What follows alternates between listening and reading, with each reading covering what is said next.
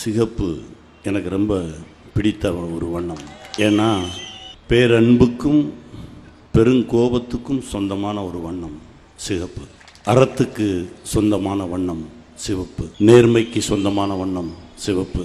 எளிமைக்கு சொந்தமான வண்ணம் சிவப்பு. 1917 நினைக்கிறேன், ரஷ்ய புரட்சி முடிஞ்சது. லெனின் சொல்றாரு ரெட் ஸ்கேர், அதாவது உலக நாடுகள் அனைத்திற்குமே சிகப்பை கண்டால் ஒரு பயம் அப்படின்னாரு. அந்த பயம் இன்னைய வரைக்கும் இருக்கு. உலக நாடுகளுக்கு மட்டுமில்ல, ஏழைகளை சுரண்டுபவன், மக்களை சுரண்டுபவன், ஏமாத்தணும் நினைக்கிறவன், இவன் எல்லாருக்குள்ளேயுமே சிகப்பை பார்த்தா ஒரு பயம் இருக்கு. எனக்கும் சிகப்பு வண்ணத்துக்குமான தொடர்பு என்ன?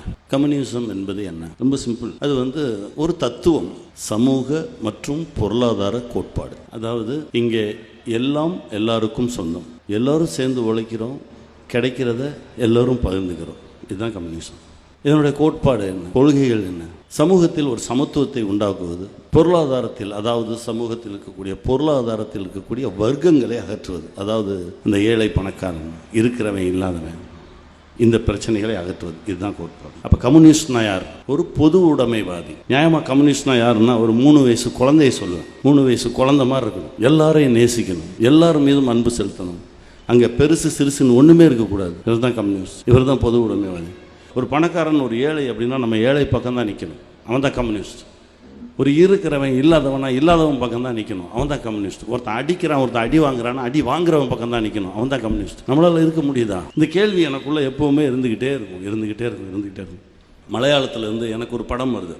கிருஷ்ணபிள்ளை, அவர் தான் கேரளாவில் கம்யூனிஸ்ட்டை ஃபவுண்ட் பண்ணவர், நிறுவியவர். கிருஷ்ணபிள்ளையா நடிக்கிறதுக்கான ஒரு வாய்ப்பு. நான் அந்த கேரள தலைவர், அதாவது கிருஷ்ணபிள்ளையா நடித்தேன். அதாவது ஆங்கிலேயர்கள் அவரை தேடுறாங்க.